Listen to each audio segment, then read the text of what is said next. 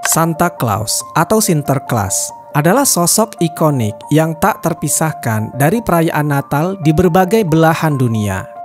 Sosok ini memiliki beberapa kontroversi. Ada yang menganggapnya ia adalah sosok yang nyata yang pernah hidup di masa lalu. Ada pula yang mengatakannya bahwa ia adalah sosok khayalan. Jika melihat dari sudut pandang bahwa ia adalah sosok yang nyata, Santa Claus adalah seorang pendeta Nasrani yang bernama Nicholas, atau biasa dikenal sebagai Santo Nicholas. Nicholas berasal dari kota Demre yang dulunya bernama kota Myra. Myra saat itu berbahasa Yunani kuno, dan dia dikenal dengan nama Nicholas dari Myra. Kota kuno Myra saat ini merupakan salah satu wilayah di negara Turki modern. Menurut para ahli sejarah, legenda Santo Nicholas telah ada sejak abad keempat Masehi atau sekitar tahun 343 Masehi. Artinya, ini terjadi ratusan tahun sebelum datangnya Islam. Nicholas adalah seorang penyebar agama Kristen di daerah tersebut. Dia terkenal karena kebaikan serta kemurahan hatinya. Santo Nicholas lahir pada tahun 270 Masehi di sebuah kota yang bernama Patara, yaitu kota di wilayah Lycia yang pada saat itu berada di bawah kekuasaan Kekaisaran Romawi. Beberapa sejarawan mengatakan bahwa ayah Nicholas merupakan orang keturunan Arab. Dia dibesarkan dalam keluarga Kristen yang kaya raya. Namun sejak muda, dia dikenal memiliki kepedulian besar terhadap orang-orang miskin dan yang membutuhkan. Salah satu kisah yang paling terkenal tentang Santo Nicholas adalah bagaimana dia membantu seorang pria miskin yang memiliki 3 orang putri. Pada saat itu, tradisi pernikahan mengharuskan keluarga mempelai wanita untuk memberikan mas kawin sebagai syarat pernikahan. Karena keluarga ini sangat miskin, mereka tidak mampu membeli mas kawin, dan akibatnya, ketiga putri tersebut terancam dijual menjadi budak atau hidup dalam kehinaan. Santo Nicholas yang mengetahui penderitaan keluarga ini secara diam-diam melemparkan sekantong emas melalui jendela rumah mereka pada malam hari. Legenda mengatakan bahwa kantong emas tersebut jatuh ke dalam kaus kaki yang sedang digantung untuk dikeringkan di dekat perapian. Dengan bantuan dari Santo Nicholas tersebut, ketiga putri itu akhirnya bisa menikah dengan terhormat. Peristiwa ini kemudian menjadi salah satu alasan mengapa tradisi menggantung kaos kaki di dekat perapian pada malam Natal menjadi populer. Santo Nicholas juga dikenal sebagai pelindung anak-anak dan pelaut. Berbagai legenda menceritakan bagaimana ia menyelamatkan anak-anak dari bahaya dan membantu para pelaut yang terjebak dalam badai. Popularitasnya menyebar ke seluruh Eropa seiring dengan penyebaran agama Kristen. Setelah kematiannya pada tanggal 6 Desember, hari tersebut diperingati sebagai Hari Santo Nicholas dan dirayakan dengan berbagai tradisi pemberian hadiah kepada anak-anak. Pada abad pertengahan, tradisi perayaan Hari Santo Nicholas mulai menyebar luas di Eropa Barat. Di Belanda, dia dikenal dengan sebutan Sinterklas, yang merupakan kependekan dari Sinter Nicholas. Pada malam 5 Desember, anak-anak di Belanda menaruh sepatu mereka di dekat perapian atau di depan pintu rumah, berharap bahwa Sinterklas akan datang dan mengisinya dengan hadiah kecil, permen atau koin.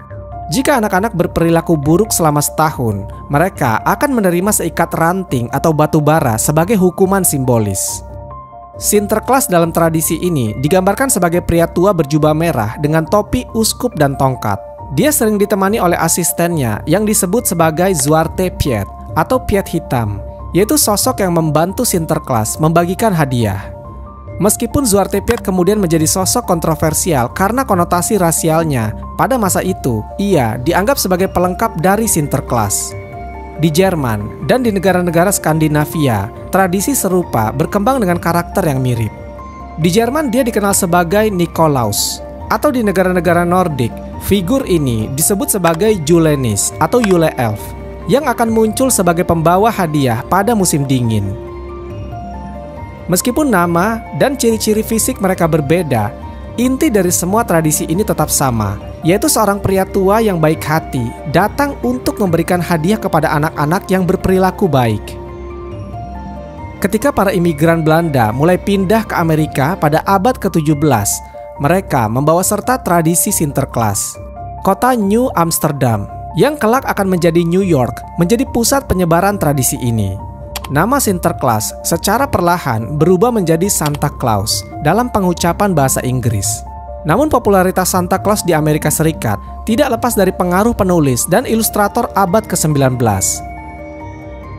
Pada tahun 1823, sebuah puisi yang berjudul A Visit from Saint Nicholas atau yang lebih dikenal sebagai The Night Before Christmas yang diterbitkan secara anonim.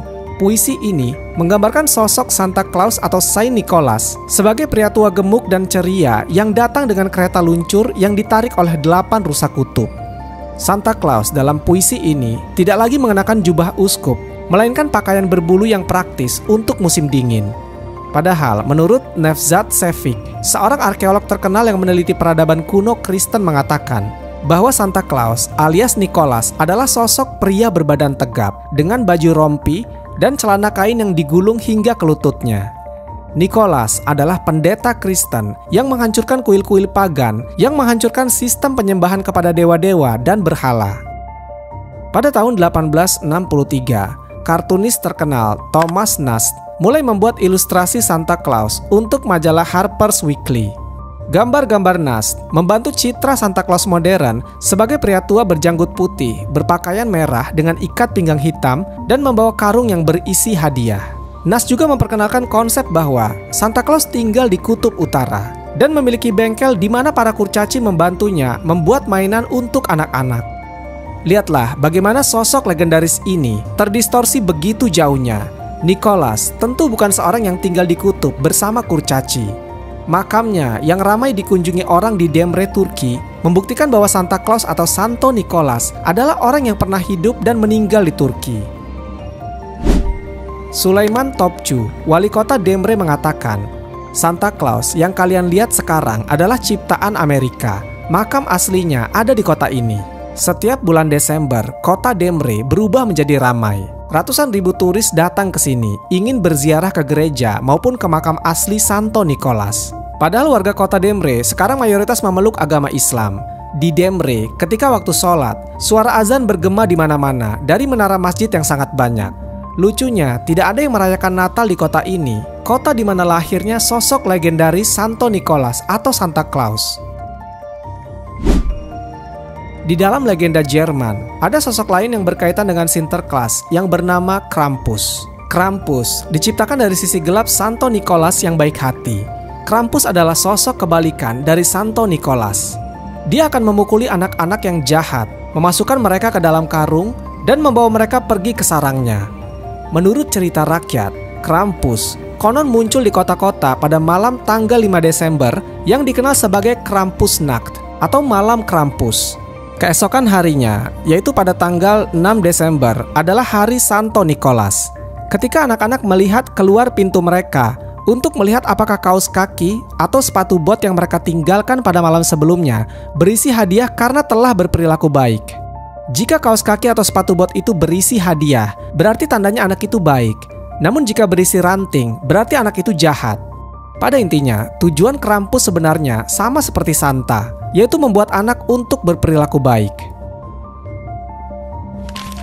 Meskipun beberapa sejarawan telah mengkonfirmasi bahwa Santa Claus atau Santo Nicholas adalah sosok yang nyata yang pernah hidup di Turki, namun beberapa sejarawan lainnya justru skeptis. Seperti di Vatikan, walaupun Sinterklas merupakan gambaran dari seorang uskup gereja Katolik, Paus tidak yakin akan kebenarannya, karena pada kenyataannya lebih banyak dongeng atau khayalan yang dibuat mengenai Sinterklas, bahkan juga tercampur dengan berbagai kepercayaan dan budaya. Pada tahun 1970, Vatikan menghapus dan mencoret nama Sinterklas dari daftar orang-orang suci. Tetapi karena banyaknya protes yang berdatangan, akhirnya Vatikan memberikan kelonggaran dan kebebasan untuk memilih apakah Sinterklas termasuk orang suci atau bukan. Semuanya diserahkan kepada diri masing-masing. Tetapi secara resmi, Sinterklas bukan termasuk orang yang dianggap suci lagi. Mengenai penggambaran Sinterklas di era modern yang bertubuh gempal, berjanggut putih, dan berperawakan tua, menurut Dr. Nathan Grills dari Universitas Melbourne mengatakan, dengan tubuhnya yang selalu digambarkan tambun, Sinterklas dianggap tokoh yang banyak minum dan kurang berolahraga. Sifat-sifat malas ini tidak bagus untuk anak-anak yang selalu senang dengan Sinterklas karena selalu memberi hadiah Natal, meskipun itu berasal dari orang tua mereka. Dengan penampilannya seperti ini, Grills meyakini bahwa Sinterklas kemungkinan telah menjadi figur paling populer dan kini sering dimanfaatkan sebagai alat pemasaran berbagai produk, termasuk makanan cepat saji hingga minuman keras. Peneliti ilmuwan Kristen terkemuka di dunia, Herbert Armstrong, dalam bukunya yang berjudul The Plain Truth About Christmas mengatakan, Santa Claus bukan ajaran yang berasal dari paganisme, tetapi juga bukan ajaran Kristen. Sinterklas ini adalah ciptaan seorang pastor yang bernama Santo Nicholas yang hidup pada abad keempat Masehi. Armstrong mengatakan, Santo Nicholas adalah seorang pastor di Myra, Turki, yang amat diagung-agungkan oleh orang-orang Yunani dan Latin setiap tanggal 6 Desember. Legenda ini berawal dari kebiasaannya yang suka memberikan hadiah secara sembunyi-sembunyi kepada 3 anak wanita miskin. Untuk melestarikan kebiasaan lama dengan memberikan hadiah secara tersembunyi itu, maka digabungkanlah ke dalam malam Natal. Akhirnya, terkaitlah antara hari Natal dan Santa Claus. Ini sungguh merupakan kejanggalan. Orang tua menghukum anaknya karena berkata bohong. Tetapi saat menjelang Natal, orang tua membohongi anak-anak dengan cerita Santa Claus yang memberikan hadiah di saat mereka tidur. Bukankah ini suatu keanehan? Ketika anak-anak menginjak dewasa dan mulai mengenal kebenaran, pasti akan beranggapan bahwa Tuhan hanyalah mitos atau dongeng belaka. Dengan cara ini, tidak sedikit orang yang merasa tertipu dan mereka pun akhirnya akan mengatakan, "Iya, saya akan membongkar pula tentang mitos Yesus Kristus." Dalam penutup tulisannya tentang Sinterklas, Herbert Armstrong menyimpulkan bahwa perayaan Natal adalah tradisi penyembah berhala warisan Babilonia ribuan tahun yang lalu. Wallahu a'lam bishawab. Semoga kisah ini bermanfaat. Lebih dan kurangnya mohon dimaafkan.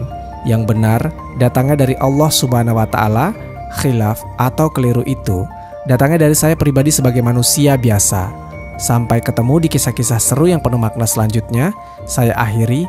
Wassalamualaikum warahmatullahi wabarakatuh.